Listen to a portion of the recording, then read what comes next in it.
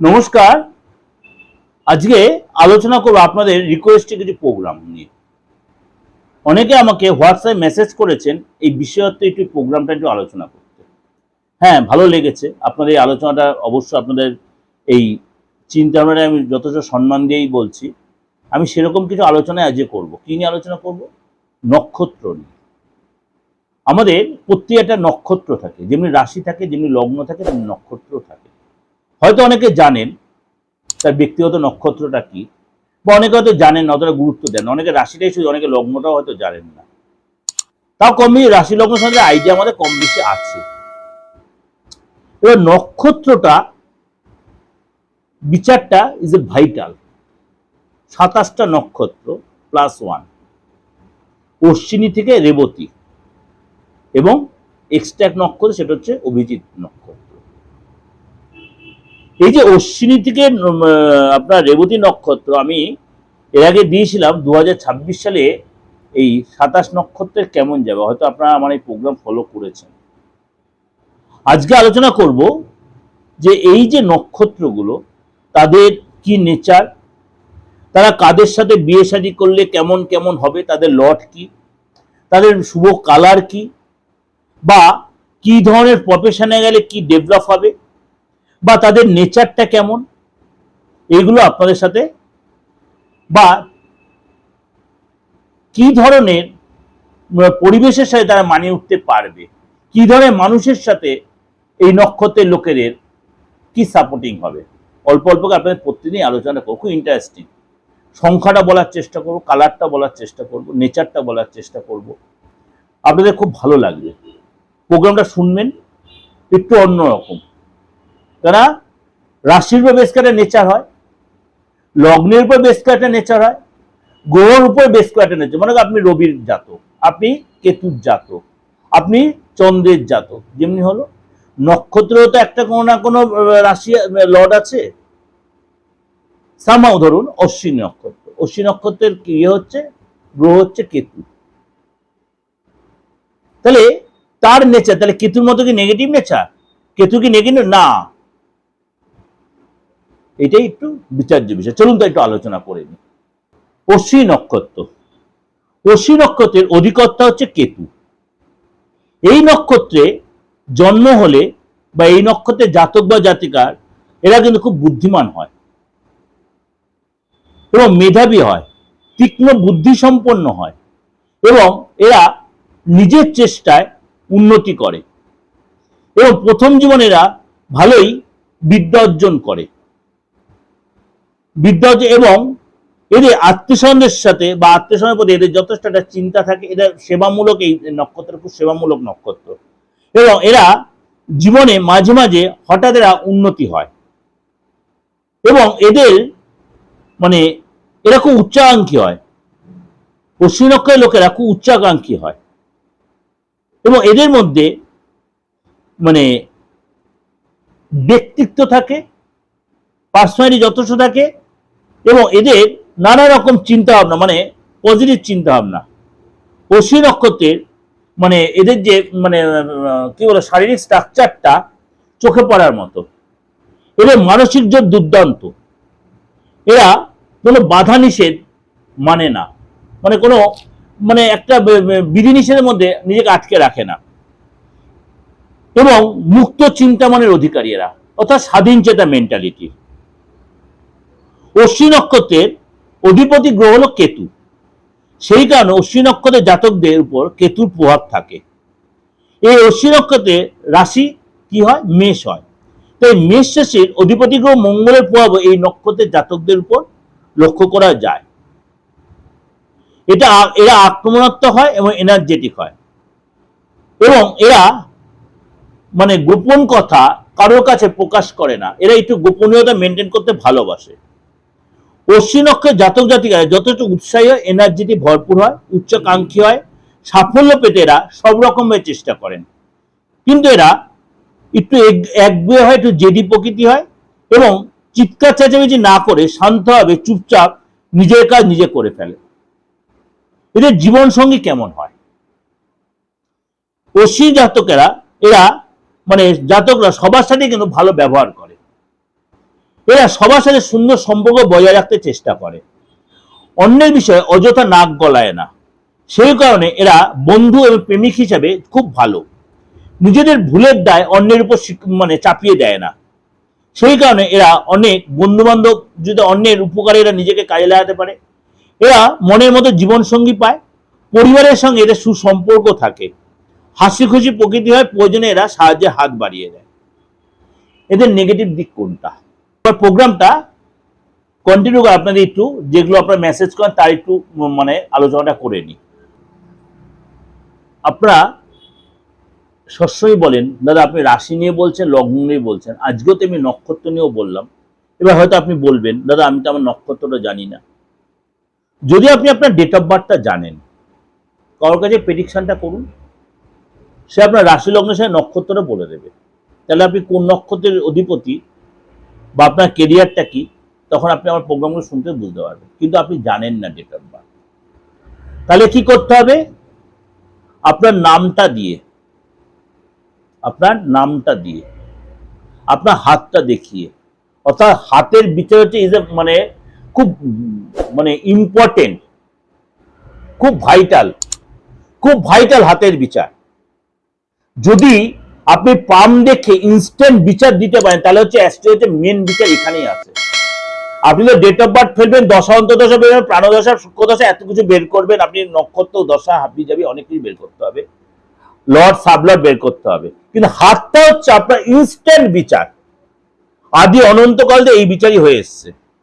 যদি আপনি কাউকে বলেন আমি জ্যোতিষী, দেখুন হাতটা দাদা একটা হাতটা দেখে বলে দিন না, যদি আপনি হাত দেখতে না পারেন অনেকাংশে আপনি অনেকটা পিছিয়ে গেলেন। কিন্তু অনেকে আমার সাথে হয়তো একমত হবেন না, আবার অনেক বয়স্ক লোকে এটা আমার সাথে একমত হবেন, কারণ এই পাম বিচারটা আজকের বিচার না, শত শত বছর আগের। সুতরাং এবার বললেন দাদা আমি তো আমার ব্যক্তিগত কারণ কোনো লোকে আমি হাতটা ছবি তুলতে পারবো না, দরকার নেই, তার ইমিডিয়েট ফেসের ছবিটা তো পাঠিয়ে দিন না। ফেস দেখো যে ফেস রিডিং এর বিচার হয়, অনেকে এখন জেনে গেছে গুগল বা সোশ্যাল মিডিয়ার যুগে যে ফেস, অনেক আগে আমার সাথে তর্ক করতেন যে ফেস রিডিং হয় না, আমি আলবাত হয়। ক্যাস্ট্রিতে যে ফেস রিডিং আর পাম রিডিং বিচার না, এছাড়া হাজার একটা বিচার আছে। সুতরাং আপনারাও কিন্তু আপনাদের বিচারটা করে দিতে, তাহলে বলে নক্ষত্র বিচার কি সেখানে পাবো? হ্যাঁ, একটু পেতে গেলে একটু অসুবিধা হয়তো হবে, কিন্তু তাও পেতে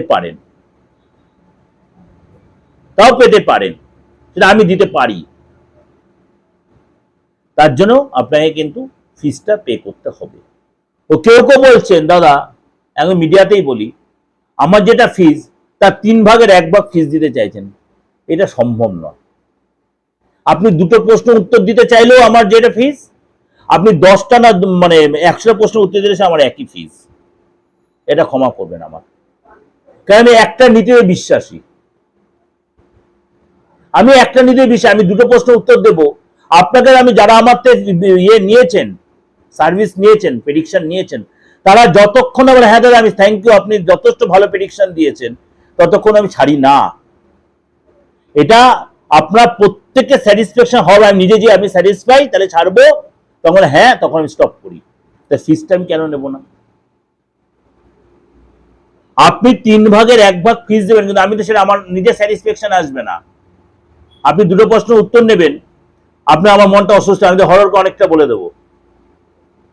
কিন্তু যে ডাক্তারই জানে সে হাতটা গুটিয়ে বসে থাকবে না, যে অ্যাস্ট্রোলজি জানে সে হাত গুটিয়ে বসে থাকবে না, সে তার পার্সোনালি মেনটেন করবে না। যে লটা জানে সে তার জাজের কাছে নিজের পুরোটা তাকে ঢেলে দেবে, তাকে ভালো জিনিস খেতে, ভালো জিনিস পে করতে হবে দাদা, সরি না, আপনাদের জন্য সেই কথা বলছি। আমি আমার অহংকার ঔদ্ধত্য দেখাচ্ছি না, এটা আমার আপনাদের কাছে একটা সবিনয় নিবেদন, খারাপভাবে আমার নেবেন না। কারণ আমি যে ফিসটা নিই তার কিন্তু তার চেয়ে বেশি সার্ভিসটাই দেওয়ার চেষ্টা করি। হয়তো আপনাদের অনেকের কাছে একটু চাপ হয়, কিন্তু আপনি কখনো নিয়ে দেখবেন যে আপনি কতটা স্যাটিসফাই হয়েছেন। যাই হোক, তাহলে এত কিছু বললাম, আপনাদের বোঝার ইয়েতে হয়তো একটু বেশি বলে ফেললাম। তাহলে আসল প্রোগ্রামে এবার চলে আসি।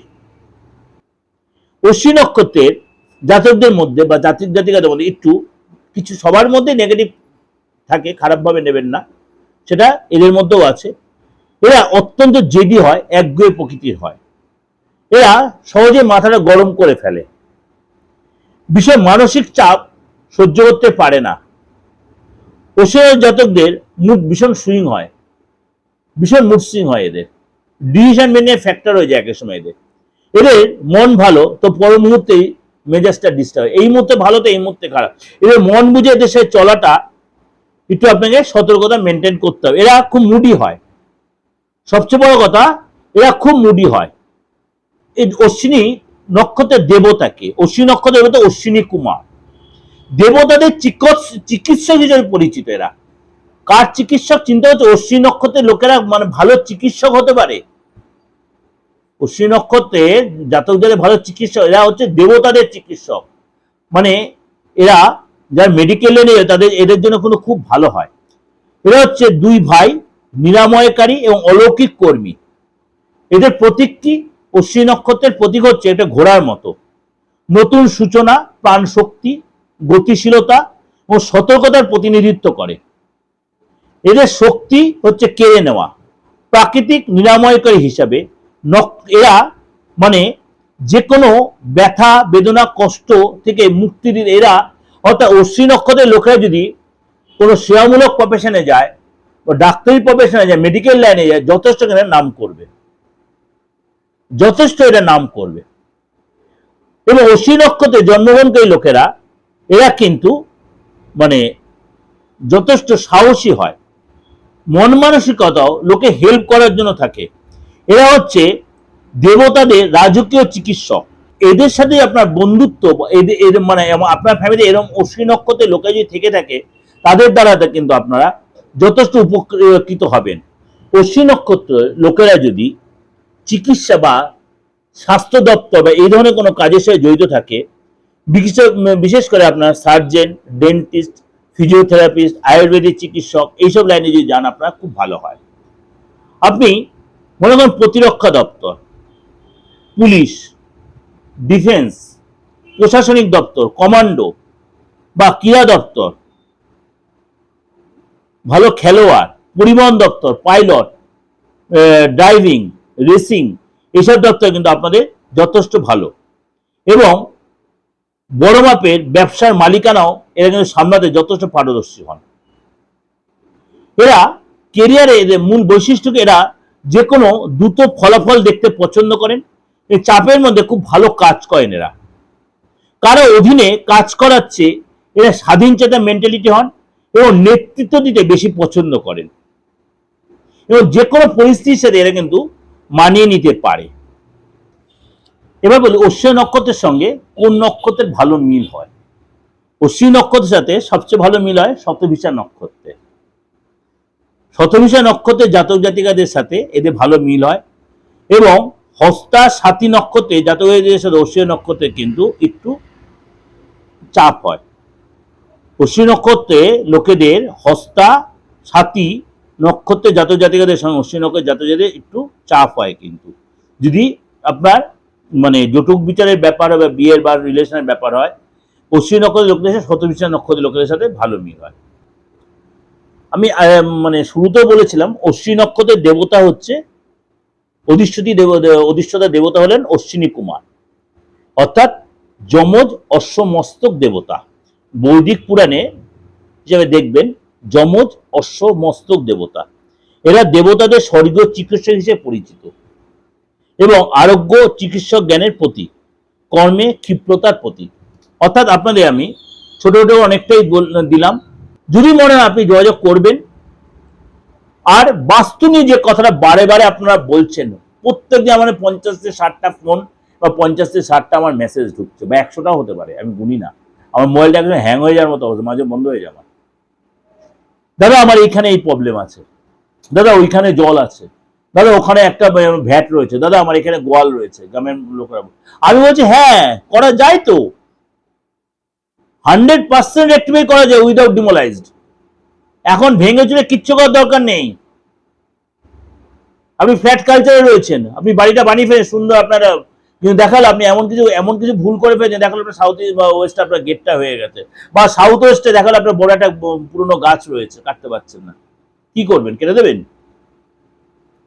গেটে কি বন্ধ করে দেবেন? আপনাদের তাছাড়া বেরোনোর রাস্তা নেই, তাই কি করবেন? বাড়িটা নষ্ট হয়ে যাবে তো। বা আপনি একটা বাড়ি নিয়েছেন, দেখালো ওই বাড়িতে কোনো মানে অপঘাতে কেউ মরেছে, আপনি না জেনে নিয়ে ফেলেছেন, প্রতিদিন বাড়িতে কোনো একটা প্রবলেম হচ্ছে, অসুখী কোনো আত্মা রয়েছে, জিন রয়েছে, বা কেউ চালান করে দিয়েছে।